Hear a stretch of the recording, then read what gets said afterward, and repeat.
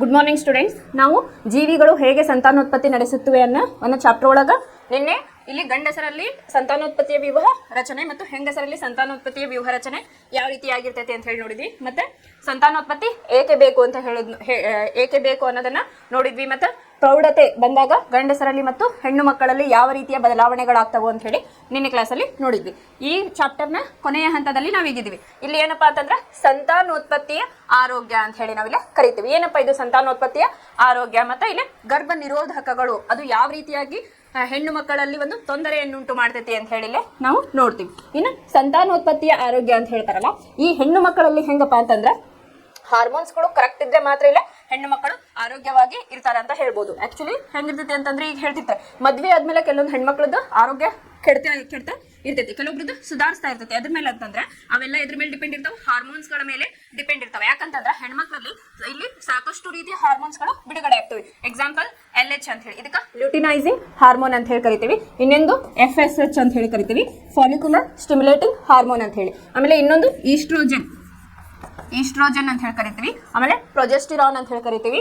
ಈ ರೀತಿಯಾಗಿ ಹಲವಾರು ಇಲ್ಲಿ ಹಾರ್ಮೋನ್ಸ್ಗಳು ಇಲ್ಲಿ ಬಿಡುಗಡೆ ಆಗ್ತಾ ಇರ್ತದೆ. ಅದೇ ರೀತಿ TPO ಅಂತ ಬರುತ್ತೆ. ಆಮೇಲೆ ಆಂಟಿ ಮುಲೇರಿಯನ್ ಹಾರ್ಮೋನ್ ಅಂತ ಹೇಳಿ ಕೂಡ ಇರುತ್ತೆ. ಇಲ್ಲಿ ಹೆಂಗಿರ್ತೈತಪ್ಪ ಅಂತಂದ್ರೆ ಎಲ್ಲ ಹಾರ್ಮೋನ್ಸ್ಗಳು ನಾರ್ಮಲ್ ಇದ್ದಾಗ ಅಂದ್ರೆ ಅದರ ರೇಂಜ್ ಇರ್ತೈತಿ. ಈಗ ಫಾರ್ ಎಕ್ಸಾಂಪಲ್ ನಿನ್ ಥೈರಾಯ್ಡ್ ಅಂತ ಹೇಳಿದ್ನಲ್ಲ, ಆ ರೀತಿಯಾಗಿ ಆ ರೇಂಜ್ ಒಳಗೆ ಇದ್ರೆ ಮಾತ್ರ ಇಲ್ಲ ಹೆಣ್ಮಕ್ಳ ಆರೋಗ್ಯ ಕರೆಕ್ಟ್ ಆಗಿರ್ತೈತಿ ಅಂತ ಹೇಳ್ಬೋದು. ಅದೇ ರೀತಿ LH ಲ್ಯೂಟಿನೈಸಿಂಗ್ ಹಾರ್ಮೋನಿಗೆ ಒಂದು ರೇಂಜ್ ಇರ್ತೈತಿ. ಆಮೇಲೆ ಫಾಲಿಕ್ಯುಲರ್ ಸ್ಟಿಮ್ಯುಲೇಟಿಂಗ್ ಹಾರ್ಮೋನಿಗೆ ಒಂದು ರೇಂಜ್ ಇರ್ತೈತಿ. ಆಮೇಲೆ ಈಸ್ಟ್ರೋಜನ್ ಈ ರೀತಿಯಾಗಿ ಒಂದೊಂದು ರೇಂಜ್ ಇರ್ತಾವೆ, 1 to 5 ಅಥವಾ 1 to 10 ಈ ರೀತಿಯಾಗಿ ಅದರದೇ ಆದಂತ ಒಂದು ರೇಂಜ್ ಇರ್ತೈತಿ. ಈಗ ಬ್ಲಡ್ ಕೌಂಟ್ ತಗೊಂಡಾಗ ಮನುಷ್ಯರಲ್ಲಿ ಏನ್ ಹೇಳ್ತಾರೆ, 12 ರಿಂದ 13 ಇರಬೇಕು ಅಂತ ಹೆಂಗೆ ಹೇಳ್ತಾರಲ್ಲ, ಆ ರೀತಿಯಾಗಿ ಪ್ರತಿಯೊಂದು ಹಾರ್ಮೋನ್ ಕೌಂಟು ಇಷ್ಟೇ ಇರಬೇಕು ಅಂತ ಹೇಳಿ ಹೇಳ್ತಾರೆ. ಈಗ RBC WBC ಆಮೇಲೆ ಇದು ಅವನ್ನೆಲ್ಲ ಕೌಂಟ್ ಮಾಡ್ತಿರ್ತಲ್ಲ, ಕೆಂಪು ರಕ್ತ ಕಣಗಳು ಮತ್ತು ಬಿಳಿ ರಕ್ತ ಕಣಗಳು ಈ ರೀತಿಯಾಗಿ ಇದು ಕೂಡ ಒಂದು ಕರೆಕ್ಟ್ ಆದ ಒಂದು ನಾರ್ಮಲ್ ಸ್ಥಿತಿಯೊಳಗಿದ್ದಾಗ ಏನಾಗ್ತದಪ್ಪ ಅಂತಂದ್ರೆ ಹೆಣ್ಣು ಮಕ್ಕಳ ಆರೋಗ್ಯ ಇಲ್ಲಿ ಸರಿ ಇರ್ತೈತಿ ಅಂತ ಹೇಳಿ ಹೇಳ್ಬೋದು.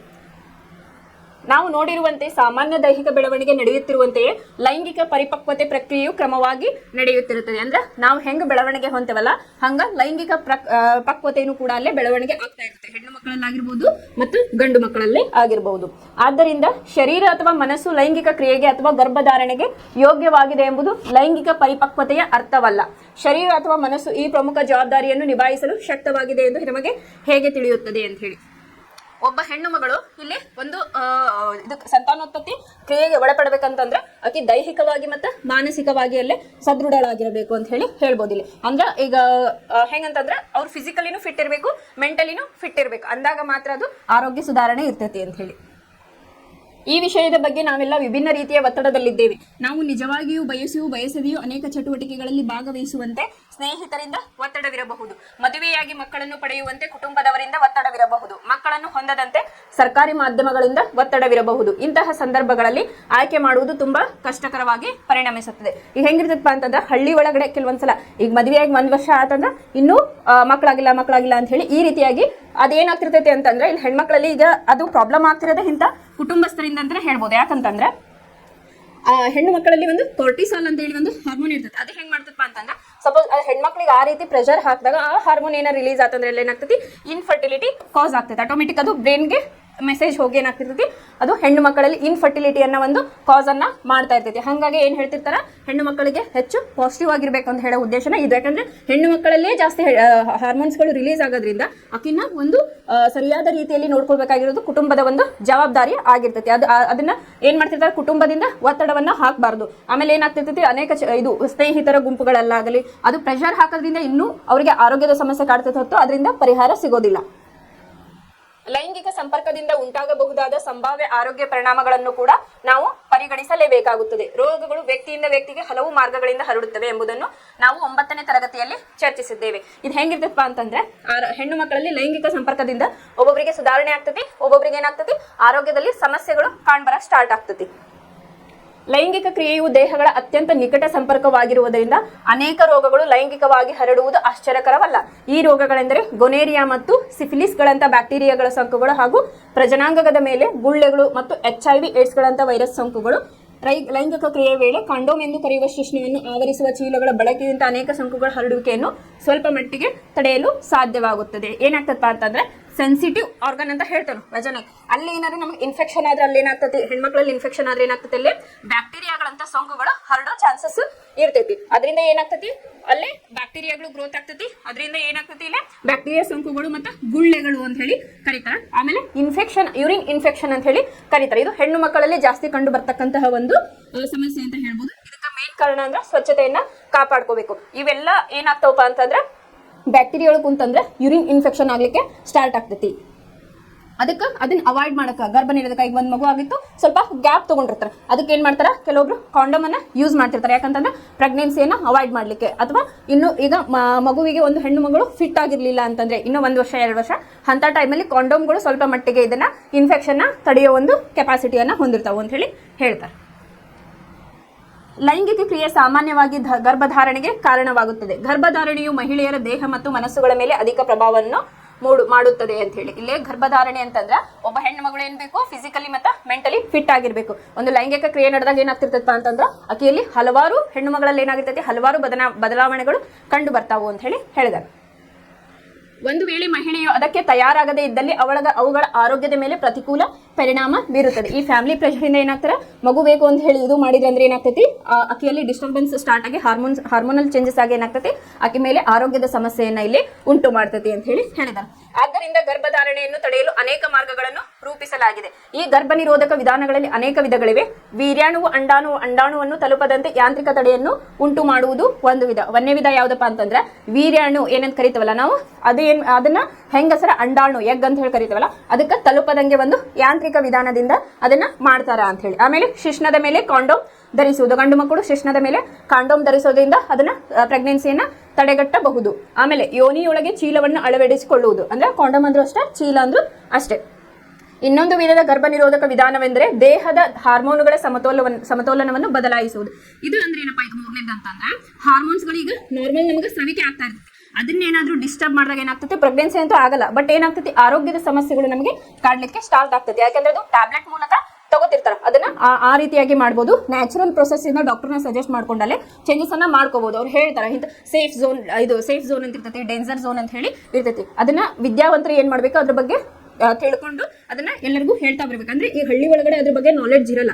ಅದನ್ನ ಏನ್ ಮಾಡ್ಬೇಕು, ನಿಮ್ಮಂತ ವಿದ್ಯಾರ್ಥಿಗಳು ಏನ್ ಬೇಕು, ಇದ್ರ ಬಗ್ಗೆ ಅವೇರ್ನೆಸ್ ಅನ್ನ ಮೂಡಿಸಬೇಕು. ಈ ಔಷಧಗಳನ್ನು ಸಾಮಾನ್ಯವಾಗಿ ಮಾತ್ರೆಗಳ ರೂಪದಲ್ಲಿ ಬಾಯಿಯ ಮೂಲಕ ತೆಗೆದುಕೊಳ್ಳಲಾಗುತ್ತದೆ. ಅಂತಂದ್ರೆ ಅದನ್ನ ಅವಾಯ್ಡ್ ಮಾಡೋದಕ್ಕೆ ಕೆಲವೊಂದಿಷ್ಟು ಟ್ಯಾಬ್ಲೆಟ್ಗಳನ್ನ ಕೊಡ್ತಾರೆ. ಬಟ್ ಅದು ಕೆಮಿಕಲ್ ಯುಕ್ತ ಟ್ಯಾಬ್ಲೆಟ್ ಆಗಿರೋದ್ರಿಂದ ಇವತ್ತಲ್ಲ ನಾಳೆ ಅದು ಹೆಣ್ಣು ಮಕ್ಕಳಲ್ಲಿ ತೊಂದರೆಯನ್ನ ಉಂಟು ಮಾಡ್ತೈತಿ. ಆರೋಗ್ಯ ಸಮಸ್ಯೆಗಳು ಅಲ್ಲಿ ಬರ್ಲಿಕ್ಕೆ ಸ್ಟಾರ್ಟ್ ಆಗ್ತೈತಿ. ಅವುಗಳು ಹಾರ್ಮೋನ್ಗಳ ಸಮತೋಲನವನ್ನು ಬದಲಾಯಿಸುವುದರಿಂದ ಅವು ಅಡ್ಡ ಪರಿಣಾಮವನ್ನು ಉಂಟು ಮಾಡುತ್ತದೆ. ಅವು ಟ್ಯಾಬ್ಲೆಟ್ ತಗೊಳ್ಳೋದ್ರಲ್ಲಿ ಏನಾಗ್ತೈತಿ, ಆಟೋಮೆಟಿಕ್ ಹಾರ್ಮೋನ್ಸ್ಗಳು ಚೇಂಜ್ ಆಗ್ತೈತಿ. ಹಾರ್ಮೋನ್ಸ್ಗಳ ಸ್ರವಿಕೆ ಕರೆಕ್ಟ್ ಇತ್ತಂದ್ರೆ ಏನು ಪ್ರೆಗ್ನೆನ್ಸಿ ಆಗ್ತಾ ಇರ್ತೈತೆ, ಅದನ್ನ ನ್ಯಾಚುರಲ್ ಅವಾಯ್ಡ್ ಮಾಡ್ಬೋದು. ಬಟ್ ಈ ಟ್ಯಾಬ್ಲೆಟ್ ತಗೊಳ್ಳೋದ್ರಿಂದ ಏನಾಗ್ತೈತಪ್ಪ ಅಂತಂದ್ರೆ ಹೆಣ್ಣು ಮಕ್ಕ ಹಾರ್ಮೋನ್ಸ್ ಇಂಬ್ಯಾಲೆನ್ಸ್ ಆತಂದ್ರೆ ಆಟೋಮೆಟಿಕ್ ಏನಾಗ್ತೈತಿ, ಇಲ್ಲಿ ಆರೋಗ್ಯದ ಸಮಸ್ಯೆಯಲ್ಲಿ ಕಾಡ್ಲಿಕ್ಕೆ ಸ್ಟಾರ್ಟ್ ಆಗ್ತೈತಿ ಅಂತ ಹೇಳಿ. ಇತರ ಗರ್ಭ ನಿರೋಧಕ ಸಾಧನಗಳಾದ ವಂಕಿ ಅಥವಾ ಕಾಪರ್ಟಿಯನ್ನು ಗರ್ಭಧಾರಣೆಯನ್ನು ತಡೆಯಲು ಗರ್ಭದ ಕೋಶದ ಒಳಗೆ ಅಳವಡಿಸಲಾಗುತ್ತೆ. ಕಾಪರ್ಟಿ ಅಂತ ಹೇಳಿ ಕರೀತಾರೆ, ಇದು ಕೇಳಿರ್ಬೋದು ನೀವು. ಅಂದ್ರೆ ಒಂದ್ ಬೇಬಿ ಆದ್ಮೇಲೆ ಏನ್ ಮಾಡಿರ್ತಾರೆ, ಕಾಪರ್ಟಿಯನ್ನ ಇನ್ಸರ್ಟ್ ಮಾಡ್ಕೊಂಡಿರ್ತಾರೆ. ಬಟ್ ಅದಕ್ಕೆ ಆದಂತ ಸೈಂಟಿಫಿಕ್ ವಿಧಾನ ಐತಿ. ಅದು ಕೆಲವೊಬ್ಬರಿಗೆ ಬರ್ತೈತಿ, ಕೆಲವೊಬ್ಬರಿಗೆ ಬರಲ್ಲ. ಅದನ್ನ ನೋಡ್ಕೊಂಡು ಅದನ್ನ ಡಾಕ್ಟರ್ ಸಜೆಷನ್ ತಗೊಂಡೆ ಅದನ್ನ ಮಾಡ್ಕೋಬೇಕಾಗ್ತತಿ. ಇದು ಕೂಡ ಗರ್ಭಕೋಶದ ಕೆರಳುವಿಕೆಯಿಂದಾಗಿ, ಅಂದ್ರೆ ಯುಟಿರಸ್ ಇರಿಟೇಷನ್ ಅಂತ ಹೇಳಿ ಕರಿತೀವಿ. ಅಲ್ಲಿ ಏನಾಗ್ತೈತಿ, ಅದಕ್ಕೆ ಅಡ್ಜಸ್ಟ್ ಆಗ್ತಿರಲ್ಲ, ಅಲ್ಲೇ ಇರಿಟೇಟ್ ಆಗ್ತಾ ಇರ್ತೈತಿ. ಹಾಗಾಗಿ ಇದು ಕೂಡ ಅಡ್ಡ ಪರಿಣಾಮವನ್ನ ಮಾಡಬಹುದು ಅಂತೇಳಿ. ಒಂದು ವೇಳೆ ಪುರುಷರ ವೀರ್ಯನಾಳಕ್ಕೆ ತಡೆಯೊಡ್ಡಿದರೆ ವೀರ್ಯಾಣುವಿನ ವರ್ಗಾವಣೆಯನ್ನು ತಡೆಯಬಹುದು. ಒಂದು ವೇಳೆ ಮಹಿಳೆಯರ ಅಂಡನಾಳಕ್ಕೆ ತಡೆಯೊಡ್ಡಿದರೆ ಅಂಡವು ಗರ್ಭಕೋಶವನ್ನು ತಲುಪಲು ವಿಫಲವಾಗುತ್ತದೆ. ವೀರ್ಯಾಣು ಪಾಸ್ ಆಗೋದಕ್ಕೆಲ್ಲ ತೊಂದರೆಯುಂಟು ಆಗ್ತತಿ ಅಂತ ಹೇಳಿ. ಈ ಎರಡೂ ಪ್ರಕರಣಗಳಿಂದ ನಿಷೇಚನ ನಡೆಯುವುದಿಲ್ಲ. ಈ ರೀತಿಯ ತಡೆಯುಂಟು ಮಾಡಲು ಶಸ್ತ್ರಕ್ರಿಯಾ ವಿಧಾನಗಳನ್ನು ಬಳಸಬಹುದು ಇನ್ ಪ್ರೆಸೆನ್ಸ್ ಆಫ್ ಡಾಕ್ಟರ್. ಆಮೇಲೆ ಡಾಕ್ಟರ್ ಸಜೆಷನ್ ತಗೊಂಡು ಇಂಥವೆಲ್ಲ ಮಾಡಬೇಕಾಗ್ತದೆ ಅಂತ ಹೇಳಿ. ಶಸ್ತ್ರಕ್ರಿಯಾ ವಿಧಾನವು ದೀರ್ಘಕಾಲದವರೆಗೆ ಸುರಕ್ಷಿತವಾಗಿರುವಂತೆಯೇ ಸರಿಯಾಗಿ ನಿರ್ವಹಿಸದಿದ್ದ ಪಕ್ಷದಲ್ಲಿ ಶಸ್ತ್ರಕ್ರಿಯೆಯು ಸ್ವತಃ ಸೋಂಕು ಮತ್ತು ಇತರ ಸಮಸ್ಯೆಗಳಿಗೆ ಕಾರಣವಾಗುತ್ತದೆ. ಡಾಕ್ಟರ್ ಹೇಳಿರ್ತಾರೆ ಹಿಂಗ್ ಮಾಡ್ಬೇಕು, ಹಿಂಗ್ ಮಾಡಬಾರ್ದಂತೆ. ಬಟ್ ಅದನ್ನ ಸರಿಯಾದ ರೀತಿಯಲ್ಲಿ ಅವ್ರು ನಡೆಸ್ಕೊಂಡು ಹೋಗ್ಲಿಲ್ಲ ಅಂದ್ರೆ ಅದು ಕೂಡ ಅಡ್ಡ ಪರಿಣಾಮವನ್ನ ಬೀರೋ ಚಾನ್ಸಸ್ ಇರ್ತೈತಿ ಅಂತ ಹೇಳಿ. ಬೇಡವಾದ ಗರ್ಭವನ್ನು ತೆಗೆದುಹಾಕಲು ಸಹ ಶಸ್ತ್ರಕ್ರಿಯೆಯನ್ನು ಬಳಸಲಾಗುತ್ತದೆ. ಈಗ ಏನಾಗಿರ್ತೈತಿ, ಅವರಿಗೆ ಮಗು ಬೇಡಾಗಿರ್ತೈತಿ, ಅದನ್ನು ತೆಗಿಸ್ಬೇಕಂತಂದ್ರೆ ಅದರದೇ ಆದಂತ ಒಂದು ಇದು ಶಸ್ತ್ರ ಚಿಕಿತ್ಸೆ ಇರ್ತೈತಿ, ಅದ್ರ ಮೂಲಕ ತೆಗಿಸ್ಬೋದು ಅಂತ ಹೇಳಿ. ಕಾನೂನು ಬಾಹಿರ ಲಿಂಗ ನಿರ್ಧರಿತ ಹೆಣ್ಣು ಭ್ರೂಣಗಳ ಗರ್ಭಪಾತಗಳಲ್ಲಾಗುವಂತೆ ನಿರ್ದಿಷ್ಟ ಮಗುವನ್ನು ಬಯಸದ ಜನರಿಂದ ಈ ವಿಧಾನವು ದುರ್ಬಳಕೆ ಆಗುತ್ತದೆ. ಈ ಹಾಸ್ಪಿಟಲ್ ಹೋದಾಗ ನೋಡಿರಬಹುದು, ಅಲ್ಲೇ ಲಿಂಗವನ್ನ ಹೇಳೋದಿಲ್ಲ ಅವ್ರು. ಇದು ಪ್ರೆಗ್ನೆನ್ಸಿ ಇದ್ದಾಗ ಏನ್ ಮಾಡ್ತಾರೆ ಹೆಣ್ಮಗಳಿಗೆ ಅದನ್ನ ಹೇಳೋಗಿಲ್ಲ. ನೀವು ಫೋರ್ಸಬಲಿ ಕೇಳಿದ್ರು ಅವ್ರು ಹೇಳೋದಿಲ್ಲ, ಯಾಕಂದ್ರೆ ಅವ್ರಿಗೆ ಒಂದು ಕಾನೂನಿನ ಒಂದು ಅಡೆತಡೆ ಇರ್ತೈತೆ ಅಥವಾ ಕಂಡೀಷನ್ ಇರ್ತೈತಿ ಅಂತ ಹೇಳಿ ಹೇಳ್ಬೋದು. ಯಾಕಂತಂದ್ರೆ ಲಿಂಗ ನಿರ್ಧಾರಣೆಯನ್ನ ಮಾಡಬಾರ್ದು, ಯಾಕಂದ್ರೆ ಇದು ಹೆಣ್ಣು ಅಥವಾ ಗಂಡು ಅಂತ ಹೇಳಿ. ಯಾಕಂತಂದ್ರೆ ಏನಾಗ್ಬಿಟ್ಟೈತಿ, ಈಗ ನೋಡಾಕತ್ತೇವೆ ನಾವು, ಹೆಣ್ಣು ಮಗು ಹುಟ್ಟಿದ ತಕ್ಷಣ ಅದೇನ್ ಮಾಡ್ತಾರೆ, ಕೆಲವೊಬ್ರಿಗೆ ಬ್ಯಾಡ್ ಅಂದ್ರೆ ತಿಪ್ಪೆ ಒಳಗೆ ಒಗೆಯೋದು, ಅಥವಾ ಅದನ್ನ ಹೆಣ್ಣು ಮಗು ಅಂತ ಮೊದಲೇ ಗೊತ್ತಾದ್ರೆ ಏನ್ ಮಾಡ್ಬಿಡ್ತಾರೆ, ಅದನ್ನ ತೆಗೆದು ಹಾಕೋದು. ಈ ರೀತಿಯಾಗಿ ಭ್ರೂಣ ಹತ್ಯೆಯನ್ನ ಮಾಡ್ತಾ ಇದ್ದಾರೆ. ಅದು ಮಾಡಬಾರ್ದು ಅಂತ ಹೇಳಿ ಡಾಕ್ಟರ್ಸ್ಗೆ ಕಂಡೀಷನ್ ಐತಿ. ಏನಪ್ಪಾ ಅಂತಂದ್ರೆ ಲಿಂಗ ನಿರ್ಧಾರ ಮಾಡಬಾರ್ದು ಅಥವಾ ಅದ್ರ ಬಗ್ಗೆ ಹೇಳಬಾರ್ದು.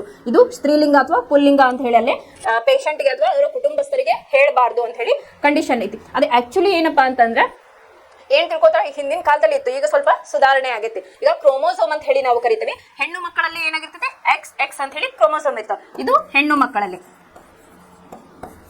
ಇದು ಗಂಡು ಮಕ್ಕಳಲ್ಲಿ ಎಕ್ಸ್ ವೈ ಅಂತ ಹೇಳಿ ಕ್ರೋಮೋಸೋಮ್ ಇರ್ತೈತಿ.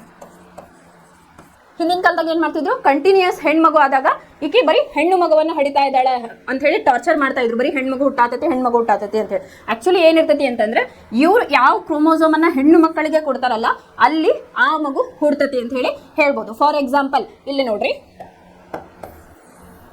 ಈಗ ಹೆಣ್ಣು ಮಕ್ಕಳಿಂದ ಅಂತೂ ಏನ್ ಬರ್ತೈತಿ, ಎಕ್ಸ್ ಕ್ರೋಮೋಸೋಮ್ ಮಾತ್ರ ಬರ್ಲೇಬೇಕಿಲ್ಲ. ಎಕ್ಸ್ ಅಂತೂ ಕಾಮನ್, ಯಾಕಂದ್ರೆ ಹೆಣ್ಣು ಮಕ್ಕಳಲ್ಲಿ ಇರ್ತಕ್ಕಂಥ ಯಾವುದು ಎಕ್ಸ್ ಎಕ್ಸ್ ಕ್ರೋಮೋಸೋಮೇ ಇರೋದು. ಗಂಡು ಮಕ್ಕಳಲ್ಲಿ ಏನಾಗೈತಿ, ಎಕ್ಸ್ ಮತ್ತೆ ವಾಯ್ ಅಂತ ಹೇಳಿ ಕ್ರೋಮೋಸೋಮ್ ಐತಿ. ಇದನ್ನ ನೀವು ಅನುವಂಶೀಯತೆ ಅಂತ ಹೇಳಿ ಒಂದು ಚಾಪ್ಟರ್ ಐತಿ, ಅದ್ರೊಳಗೆ ನಾ ಇನ್ನೂ ಸ್ವಲ್ಪ ಡೀಟೇಲ್ ಆಗಿ ಹೇಳ್ತೀನಿ. ಇವ್ರು ಏನಾರ ಗಂಡು ಮಕ್ಕಳ ವೀರ್ಯಾಣುವಿನಲ್ಲಿ DNA ಏನಿರ್ತೈತಲ್ಲ ಆ ಕ್ರೋಮೋಸೋಮ್ ಎಕ್ಸೇ ಹೋಯ್ತು ಅಂತಂದ್ರೆ, ಇದರಿಂದನೂ ಕೂಡ ಎಕ್ಸ್, ಇಲ್ಲಿಂದನೂ ಕೂಡ ಎಕ್ಸ್, ಇಲ್ಲಿಂದನೂ ಕೂಡ ಎಕ್ಸ್ ಕ್ರೋಮೋಸೋಮ್ ಹೋಯ್ತು ಅಂತಂದ್ರೆ ಏನಾಗ್ತತಿ, ಈ ಮಗು ಎಕ್ಸ್ ಎಕ್ಸ್ ಅಂದ್ರೇನು, ಎಕ್ಸ್ ಎಕ್ಸ್ ಅಂದ್ರೆ ಏನಿಲ್ಲ, ಹೆಣ್ಣು ಮಗು ಜನನ ಆಗ್ತತಿ ಅಂತ ಹೇಳಿ. ಇದೇನಾಗ್ತತಿ, ಹೆಣ್ಣು ಮಗು ಜನನ. ಇಲ್ಲ ಮಗು ಸಪೋಸ್ ಈ ಹೆಣ್ಮಕ್ಳಿಂದ ಎಕ್ಸ್ ಕ್ರೋಮೋಸೋಮೇ ಬರಲೇಬೇಕು. ಈ ಗಂಡು ಮಕ್ಕಳಿಂದ ವಾಯ್ ಕ್ರೋಮೋಸೋಮ್ ಅನ್ನ ಬಂದಾಗ ಇಲ್ಲಿ ತಾಯಿ ಅಂತ ತಗೊಳ್ರಿ, ಇದು ತಂದೆ. ತಾಯಿ ಅಂದ್ರೆ ಏನು, ಇಲ್ಲ ಎಕ್ಸ್ ಎಕ್ಸ್ ಕ್ರೋಮೋಸೋಮ್ ಇರ್ತಾವ, ಇಲ್ಲ ತಂದೆ ಅಂದ್ರೆ ಎಕ್ಸ್ ವೈ ಕ್ರೋಮೋಸೋಮ್ ಇರ್ತಾವ. ಹೌದಾ, ಇದು ಸೈಂಟಿಫಿಕಲಿ ಪ್ರೂವ್ಡ್. ಗಂಡು ಅಂದ್ಮೇಲೆ ಏನಿರ್ತೈತಿ ಅಲ್ಲ ಎಕ್ಸ್ ವೈ ಕ್ರೋಮೋಸೋಮ್ ಇರ್ತಾವ, ಹೆಣ್ಣು ಅಂದ್ಮೇಲೆ ಎಕ್ಸ್ ಎಕ್ಸ್ ಕ್ರೋಮೋಸೋಮ್ ಇರ್ತಾವ. ಸಪೋಸ್ ಇದು ಹೆಣ್ಣು ಮಗಳಿಂದ ಎಕ್ಸ್ ಮಾತ್ರ ಬರಲೇಬೇಕು. ಈಗ ಒಂದ್ ಮಗು ಹುಟ್ಟಬೇಕಂದ್ರೆ ತಂದೆಯ ವೀರ್ಯಾಣು ಬೇಕಾಗ್ತತಿ.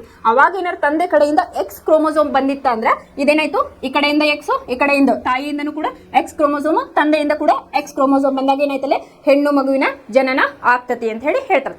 ಸಪೋಸ್ ಇಲ್ಲಿ ಹೆಣ್ಣು ಮಗಳಿಂದ ತಾಯಿಯಿಂದ ಎಕ್ಸ್ ಕ್ರೋಮೋಸೋಮ್, ತಂದೆಯಿಂದ ವಾಯ್ ಕ್ರೋಮೋಸೋಮ್ ಬಂತಂದ್ರೆ ಅವಾಗ ಗಂಡು ಮಗುವಿನ ಜನನ ಆಗ್ತತಿ. ಇದೆಲ್ಲ ಡಿಪೆಂಡ್ ಇರೋದು ಹೆಣ್ಣು ಮಕ್ಕಳಿಂದಲ್ಲ, ಗಂಡು ಮಕ್ಕಳಿಂದ ಇರೋದು. ಆದ್ದರಿಂದ ಅದು ಹಿಂದಿನ ಕಾಲದೊಳಗೆ ಅವರಿಗೆ ಗೊತ್ತಿರ್ಲಿಲ್ಲ ಇದು ಈ ರೀತಿಯಾಗಿರ್ತತಿ ಅಂತ. ಅಂದ್ರೆ ಒಂದ್ ಮದುವೆ ಆದ ತಕ್ಷಣ ಅವಳು ಮಗುವನ್ನ ಕೊಡಬೇಕು ಅನ್ನೋದಷ್ಟೇ ಕಾನ್ಸೆಪ್ಟ್ ಇತ್ತು. ಅದು ಅವಾಗ ಹೆಂಗಾಗಿತ್ತು, ಮೇಲ್ ಡಾಮಿನೆಂಟ್ ಕಾಲ ಇತ್ತು. ಇವಾಗ ಆತರ ಇಲ್ಲ, ಅದು ಅವರಿಗೆ ಗೊತ್ತಿರ್ಲಿಲ್ಲ. ಇದು ತಂದೆ ಕಡೆಯಿಂದನ ಈ ರೀತಿಯಾಗಿ ಹೆಣ್ಣು ಮಗು ಮತ್ತು ಗಂಡು ಮಗು ಹುಟ್ಟೋದು ಪಾಸಿಬಿಲಿಟಿ ಇರೋದು ಅಂತ ಹೇಳಿ. ಅದು ಅವ್ರಿಗೂ ಗೊತ್ತಿರೋದಿಲ್ಲ, ಅವರು ಯಾವ ವೀರ್ಯಾಣು ಯಾವ DNA ಇದೆ ಅಂತ ಹೇಳಿ ಅವ್ರಿಗೂ ಕೂಡ ಗೊತ್ತಿರೋದಿಲ್ಲ. ಬಟ್ ಅದು ಅವೈಜ್ಞಾನಿಕವಾಗಿ ಅವರು ಯೋಚನೆಯನ್ನ ಮಾಡ್ತಾ ಇದ್ರು. ಬಟ್ ನಾವು ವಿದ್ಯಾವಂತರಾಗಿರೋದ್ರಿಂದ ಇದ್ರ ಬಗ್ಗೆ ಅವೇರ್ನೆಸ್ ಅನ್ನ ನಾವು ತಿಳ್ಕೊಂಡಿರ್ಬೇಕು. ಇದೇ ರೀತಿ ಸಸ್ಯಗಳಲ್ಲೂ ಕೂಡ ಮಾಡ್ತಾರೆ, ಅದು ಅನುವಂಶೀಯತೆಯ ಒಂದು ಚಾಪ್ಟರ್ ಒಳಗೆ ಬರ್ತೈತಿ. ಆಮೇಲೆ ಇದ್ರೊಳಗೆ ಇನ್ಹೆರಿಟನ್ಸ್ ಅಂತ ಹೇಳಿನೂ ಪ್ರಾಬ್ಲಮ್ಸ್ ಬರ್ತಾವೆ. ದೂರದೃಷ್ಟಿ ಆಗಿರ್ಬೋದು, ಸಮೀಪ ಕಣ್ಣಿನ ಆರೋಗ್ಯ, ಈ ರೀತಿಯಾಗಿ ಕೆಲವೊಂದಿಷ್ಟು ಡಿಸೀಸಸ್ ಅದಾವ. ಅದು ಯಾವ ರೀತಿಯಾಗಿ ಕಾಪಾಡ್ಕೋಬೇಕು ಹೆಣ್ಣು ಮಕ್ಕಳು. ಈಗ ಕೆಲವೊಬ್ರು ಪ್ರೆಗ್ನೆನ್ಸಿ ಆಗಿರ್ತಾರೆ, ಒಂದು 5 to 6 months ಆಗತ್ಲೆ ಏನಾಗ್ಬಿಡ್ತೈತಿ ಅಲ್ಲಿ ಕ್ರೋಮೋಸೋಮಲ್ ಡಿಸಾರ್ಡರ್ ಅಂತ ಹೇಳಿ, ಅಂದ್ರೆ ಸ್ವಲ್ಪ ರೇರ್ ಕೇಸಸ್ ಅಲ್ಲೇ ಅಂತ ಹೇಳ್ಬೋದು. ಇನ್ಹೆರಿಟನ್ಸ್ ಪ್ರಾಬ್ಲಮ್ ಆಗೈತಿ ಅಥವಾ ಜೆನೆಟಿಕ್ ಪ್ರಾಬ್ಲಮ್ ಆಗೈತಿ ಅಂತ ಡಾಕ್ಟರ್ಸ್ ಹೇಳ್ತಾ ಇರ್ತಾರೆ. ಅದು ಯಾಕಪ್ಪ ಅಂತಂದ್ರೆ ಇಲ್ಲಿ ಕ್ರೋಮೋಸೋಮ್ ಯಾವ್ದು ಹೋಗ್ತೈತಿ, ಜೆನೆಟಿಕ್ ಡಿಸಾರ್ಡರ್ ಏನೈತೆ ಅವ್ರ ಕುಟುಂಬದಲ್ಲಿ ಜೆನೆಟಿಕ್ ಡಿಸಾರ್ಡರ್ ಏನಾರ ಇತ್ತಂದ್ರೆ ಆ ರೀತಿಯಾಗಿ ಅಂಗವಿಕಲ ಮಕ್ಕಳು ಆಗಿರ್ಬೋದು ಅಥವಾ ಮೆಂಟಲಿ ಡಿಸಾರ್ಡರ್ ಚೈಲ್ಡ್ಸ್ ಅಂತ ಹೇಳಿ ನಾವು ಕರಿತೀವಿ. ಆ ಮಕ್ಕಳು ಹುಟ್ಟೋದು ಅವರ ಕುಟುಂಬಸ್ಥರ ಅಥವಾ ಹೆರಿಡಿಟಿ ಆಗಿರ್ಬೋದು, ಜೆನೆಟಿಕ್ ಡಿಸಾರ್ಡರ್ ಇಂದ ಆ ತರ ಬರೋ ಚಾನ್ಸಸ್ ಇರ್ತೈತಿ. ಇದು ಅನುವಂಶೀಯತೆ ಅಂತ ಹೇಳಿ ಒಂದು ಚಾಪ್ಟರ್ ಐತಲ್ಲ, ಅದ್ರೊಳಗೆ ನಾನು ಇನ್ ಡೀಟೇಲ್ ಆಗಿ ಹೇಳ್ತೇನೆ. ಇದು ಏನ್ ತಿಳ್ಕೊರಿ, ಹೆಣ್ಣು ಮಕ್ಕಳ ಎಕ್ಸ್ ಎಕ್ಸ್ ಕ್ರೋಮೋಸೋಮ್ ಇರ್ತೈತಿ, ಗಂಡು ಮಕ್ಕಳಲ್ಲಿ ಎಕ್ಸ್ ವೈ ಇರ್ತೈತಿ. ಗಂಡು ತಂದೆ ಆದವರು ಯಾವ ರೀತಿಯ ಅಲ್ಲಿ ವೀರ್ಯಾಣು ಹೋಗ್ತದಲ್ಲ ಆ ಒಂದು ಮಗುವಿನ ನಿರ್ಧಾರ ಅದ್ರ ಮೇಲೆ ಡಿಪೆಂಡ್ ಆಗಿರ್ತೈತಿ. ಹೆಣ್ಣು ಮಕ್ಕಳ ಇದರಿಂದ ಆಗಿರೋದಿಲ್ಲ ಅಂತ ಹೇಳಿದು ತಿಳ್ಕೊಬೇಕು.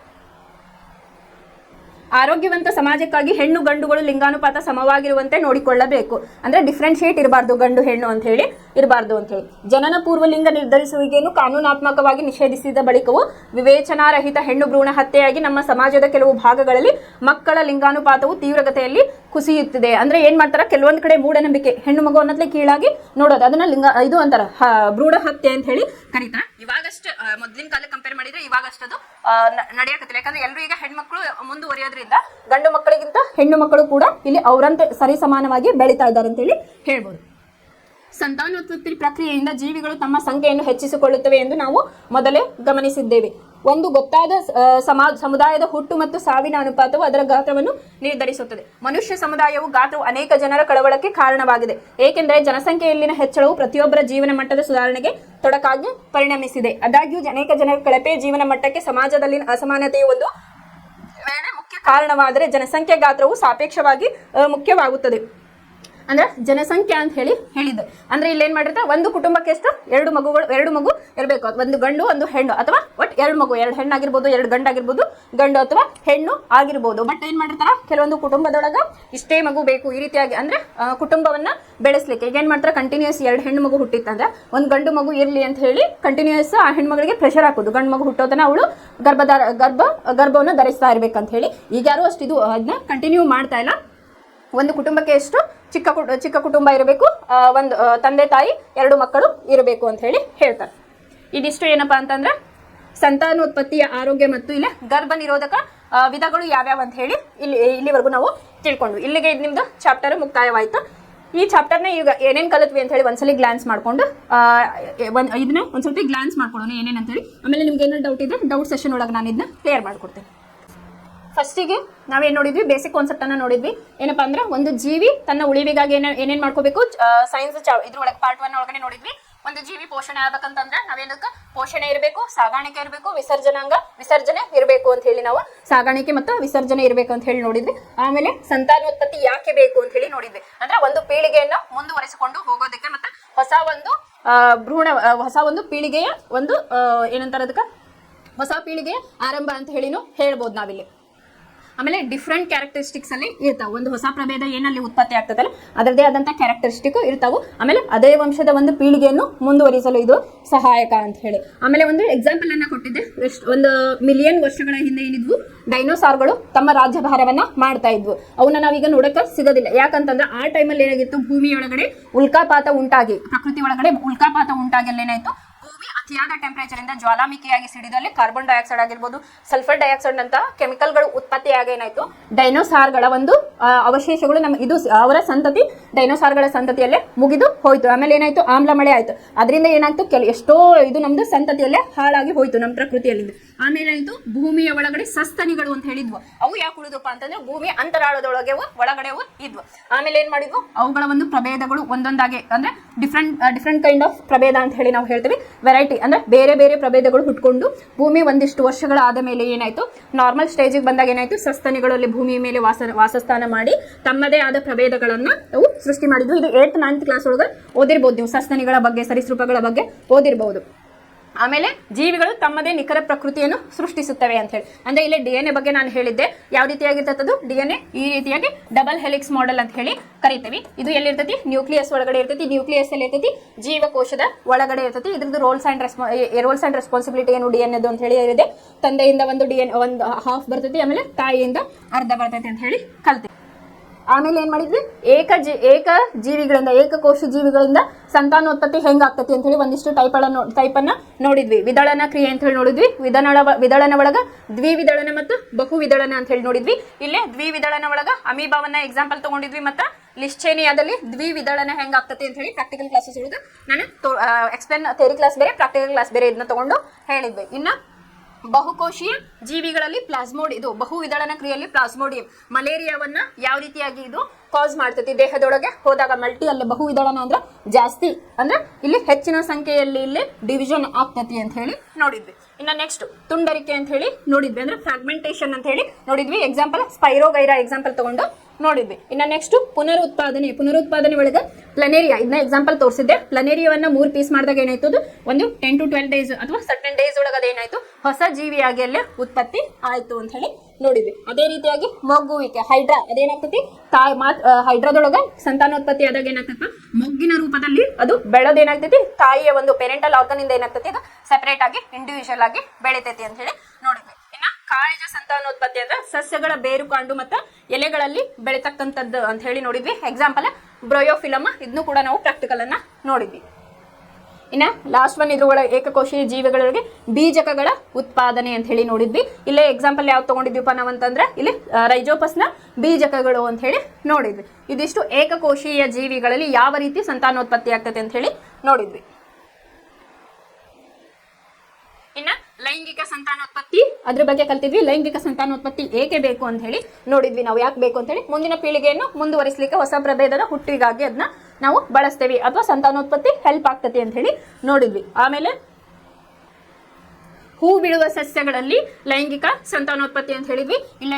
ಇಲ್ಲಿ ಮನುಷ್ಯರಲ್ಲಿ ಗಂಡು ಲಿಂಗಾಣು ಮತ್ತು ಹೆಣ್ಣು ಲಿಂಗಾಣು ಹೆಂಗಿರ್ತೈತಲ್ಲ ಅದು ಕೂಡ ಹೂವಿನಲ್ಲಿ ಕೂಡ ಹೆಣ್ಣು ಲಿಂಗಾಣು ಮತ್ತು ಗಂಡು ಲಿಂಗಾಣು ಅಂತ ಹೇಳಿ ಇರ್ತಾವು. ಹೆಣ್ಣು ಲಿಂಗಾಣು ಇಲ್ಲಿ ಶಲಾಕ ಅಂತ ಕರೆದ್ರೆ, ಗಂಡು ಲಿಂಗಾಣುಗೆ ಕೇಸರ ಅಂತ ಹೇಳಿ ಕರಿತೇವೆ. ಅದು ಯಾವ ರೀತಿಯಾಗಿ ಆಗ್ತೈತಿ? ಕೇಸರ ಅಲ್ಲಿ ಯಾವ್ದು ಅಂಡಾಶಯ ಅಥವಾ ಶಲಾಕಾಗ್ರಕ್ಕೆ ಹೋಗಿ ಅಲ್ಲಿ ಸಮ್ಮಿಲನ ಹೊಂದಿದಾಗ ಏನಾಗ್ತತಿ? ಪರಾಗಸ್ಪರ್ಶ ಕ್ರಿಯೆ ಆಗ್ತತಿ. ಅದರ ಮೂಲಕ ಸಂತಾನೋತ್ಪತ್ತಿ ಕ್ರಿಯೆ ಆಗ್ತದೆ ಅಂತ ಹೇಳಿ ನೋಡಿದ್ವಿ.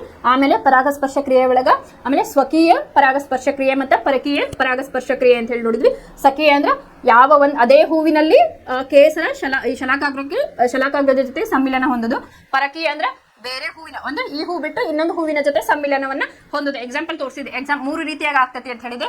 ನೀರು, ಇದು ಗಾಳಿ ಮತ್ತು ಜೇನುನೊಣ ಮನುಷ್ಯರಿಂದ ಆಗಬಹುದು ಅಂತ ಹೇಳಿ ನೋಡಿದ್ವಿ. ಜೇನುನೊಣ ಏನು ಒಂದು ಹೂವಿನಿಂದ ಇನ್ನೊಂದು ಮಕರಂದವನ್ನು ಹಿರ್ಲಿಕ್ಕೆ ಬಂದು ಅದು ಕುಂತಾಗ ಏನಾಗ್ತತಿ? ಅಲ್ಲಿ ಪರಾಗರೇಣುಗಳು ಇನ್ನೊಂದು ಪರಾಗರೇಣುವಿನ ಹೂವಿನ ಪರಾಗರೇಣಿಗೆ ಸೇರ್ಕೊಂಡಾಗ ಏನಾಗ್ತತಿ? ಅಲ್ಲಿ ಸಂತಾನೋತ್ಪತ್ತಿ ಆಗ್ತತಿ ಅಂತ ಹೇಳಿ. ಗಾಳಿಯಲ್ಲಿ ಅಂದ್ರೆ ಹೂವು ಒಂದಕ್ಕೊಂದು ಬಡಿದಾಗ, ಆಮೇಲೆ ಮೂರನೇದು ಮನುಷ್ಯರಿಲ್ಲ, ನಾವೇನಾದ್ರೂ ಬೇರೆ ಒಂದು ಹೂವನ್ನ ಇನ್ನೊಂದು ಹೂವಿಗೆ ಟಚ್ ಮಾಡಿದಾಗ ಅವಾಗ ಕೂಡ ಸಂತಾನೋತ್ಪತ್ತಿ ಆಗ್ತತಿ ಅಂತ ಹೇಳಿ ಬರ್ದಿದ್ವಿ. ಆಮೇಲೆ ಜರ್ಮಿನೇಷನ್ ಅಂತ ಹೇಳಿ ಕರೆದಿದ್ವಿ, ಮೊಳೆಯುವಿಕೆ ಅಂತಂದ್ರೆ ಅದನ್ನು ಕೂಡ ಇಲ್ಲಿ ನಾವು ಕಲ್ತಿದ್ವಿ. ಆಮೇಲೆ ಇಲ್ಲಿ ವಿತ್ ಡೈಗ್ರಾಮ್ ನಾನು ನಿನ್ನೆ ಕ್ಲಾಸ್ ಒಳಗೆ ಇದ್ರ ಬಗ್ಗೆ ಎಕ್ಸ್ಪ್ಲೇನ್ ಮಾಡಿದ್ದೆ. ನೆಕ್ಸ್ಟ್ ಮನುಷ್ಯರಲ್ಲಿ ಸಂತಾನೋತ್ಪತ್ತಿಯ ಬಗ್ಗೆ ಕಲಿಬೇಕಾದ್ರೆ ಪ್ರೌಢತೆಯ ಬಗ್ಗೆ ನಾವಿಲ್ಲಿ ಕಲ್ತಿದ್ವಿ. ಗಂಡು ಮಕ್ಕಳಲ್ಲಿ ಪ್ರೌಢತೆ ಬಂದ್ರೆ ಏನೇನು ಚೇಂಜಸ್ ಆಗ್ತಾವು ಮತ್ತು ಹೆಣ್ಣು ಮಕ್ಕಳಲ್ಲಿ ಪ್ರೌಢತೆ 12ರಿಂದ 16ನೇ ವಯಸ್ಸಿನಲ್ಲಿ ಏನೇನು ಚೇಂಜಸ್ ಆಗ್ತದೆ ಅಂತ ಹೇಳಿ ನೋಡಿದ್ವಿ. ಅದಾದ್ಮೇಲೆ ಇಲ್ಲಿ ಗಂಡು ಸಂತಾನೋತ್ಪತ್ತಿ ವ್ಯೂಹ ಅಂತ ಹೇಳಿ ನೋಡಿದ್ವಿ. ಇಲ್ಲಿ ಏನಾಗಿರ್ತೈತಿ? ಟೆಸ್ಟಿಸ್ಟಿರೋನ್ ಹಾರ್ಮೋನ್ ಇರ್ತೈತಿ. ಇವು ಎಲ್ಲಿರ್ತಾವಪ್ಪ ಅಂತಂದ್ರೆ ವೃಷಣಗಳಲ್ಲಿ, ಗಂಡು ಲಿಂಗಾಣುಗಳಲ್ಲಿರ್ತಾವು, ವೃಷಣಗಳಲ್ಲಿ ಇರ್ತೈತಿ. ಇದು ಪ್ರೋಸ್ಟೇಟ್ ಗ್ಲ್ಯಾಂಡ್ ಒಳಗಡೆ ಪ್ರೋಸ್ಟೇಟ್ ಗ್ರಂಥಿ ಒಳಗಡೆ ಏನಾಗ್ತೈತಿ? ಟೆಸ್ಟಿಸ್ಟಿರೋನ್ ಹಾರ್ಮೋನ್ ಸ್ರವಿಕೆ ಆಗ್ತದೆ ಅಂತ ಹೇಳಿ ನೋಡಿದ್ವಿ. ಅದೇ ರೀತಿಯಾಗಿ ಹೆಣ್ಣು ಮಕ್ಕಳಲ್ಲಿ ಏನಾಗಿರ್ತೈತಿ? ಈಸ್ಟ್ರೋಜನ್, ಪ್ರೊಜೆಸ್ಟಿರೋನ್, ಅಲ್ಲಿ ಹಲವಾರು ರೀತಿಯ ಹಾರ್ಮೋನ್ಸ್ಗಳು ಬಿಡುಗಡೆ ಆಗ್ತಾವು. ಅಲ್ಲಿ ಯಾವ ರೀತಿಯ ಲೈಂಗಿಕ ಸಂಪರ್ಕ ಆದಾಗ ಯಾವ ರೀತಿಯ ಸ್ಪರ್ಮ್ ಅಥವಾ ವೀರ್ಯಾಣು ಹೋಗಿ ಎಗ್ಗನ್ನ ರಪ್ಚರ್ ಮಾಡ್ತತಿ, ಅಂದ್ರೆ ಎಗ್ ಫಲಿತಗೊಳಿಸ್ತತಿ ಅಂತ ಹೇಳಿ ನೋಡಿದ್ವಿ. ಆಮೇಲೆ ಇನ್ನೊಂದೇನು ನೋಡಿದ್ವಿ ಅಂತಂದ್ರೆ ಅಂಡವು ಫಲಿತಗೊಳ್ಳದಿದ್ದರೆ ಏನಾಗ್ತತಿ? ಫಲಿತಗೊಂಡರೆ ಏನಾಗ್ತತಿ ಅಂತ. ಫಲಿತಗೊಳ್ಳದಿದ್ದರೆ ಪೀರಿಯಡ್ ಕಾಸ್ ಆಗ್ತತಿ, ಮೆನ್ಸ್ಟ್ರುಯಲ್ ಸೈಕಲ್ ಬರ್ತತಿ. ಫಲಿತಗೊಂಡರೆ ಏನಾಗ್ತತಿ? ಅಲ್ಲಿ ರಪ್ಚರ್ ಆದ್ರೆ ಏನಾಗ್ತತಿ? ಅಲ್ಲಿ ಪ್ರೆಗ್ನೆನ್ಸಿ ಕಾಸ್ ಆಗ್ತತಿ ಅಂತ ಹೇಳಿ ನೋಡಿದ್ವಿ. ಆಮೇಲೆ ಇವತ್ತಿನ ಕ್ಲಾಸ್ ಒಳಗೆ ಸಂತಾನೋತ್ಪತ್ತಿ ಆರೋಗ್ಯ ಮತ್ತು ಅದರದ್ದು ಯಾವುದು ಗರ್ಭ ನಿರೋಧಕ ವಿಧಾನಗಳು ಯಾವ್ಯಾವು, ಅದು ಯಾವ ರೀತಿಯ ಸಮಸ್ಯೆಯನ್ನು ಉಂಟು ಮಾಡ್ತೈತಿ ಅಂತ ಹೇಳಿ ಇವತ್ತಿನ ಕ್ಲಾಸ್ ಒಳಗೆ ನೋಡಿದ್ವಿ. ಅದಕ್ಕೆ ಪ್ರಿಕಾಷನ್ ಏನು ತಗೋಬೇಕು ಅಂತ ಹೇಳಿ ಇವತ್ತಿನ ಕ್ಲಾಸ್ ಒಳಗೆ ನೋಡಿದ್ವಿ. ಇದಿಷ್ಟು ಜೀವಿಗಳು ಹೇಗೆ ಸಂತಾನೋತ್ಪತ್ತಿಯನ್ನು ನಡೆಸ್ತಾವು ಅಂತ ಹೇಳಿ ಇವತ್ತಿನ ಕ್ಲಾಸು. ಇಲ್ಲಿಗೆ ಇದು ಚಾಪ್ಟರ್ ಮುಕ್ತಾಯವಾಯಿತು. ಇದ್ರ ಮೇಲೆ ಯಾವ ರೀತಿ ಕ್ವಶನ್ ಕೇಳಿದಾರೋ ಅದನ್ನ ಡೌಟ್ ಸೆಷನ್ ಒಳಗೆ ನಾವು ಡಿಸ್ಕಷನ್ ಮಾಡಿ ಅದನ್ನ ಸಾರ್ಟ್ ಔಟ್ ಮಾಡಿ ಕೊಡ್ತೀವಿ. ಧನ್ಯವಾದಗಳು.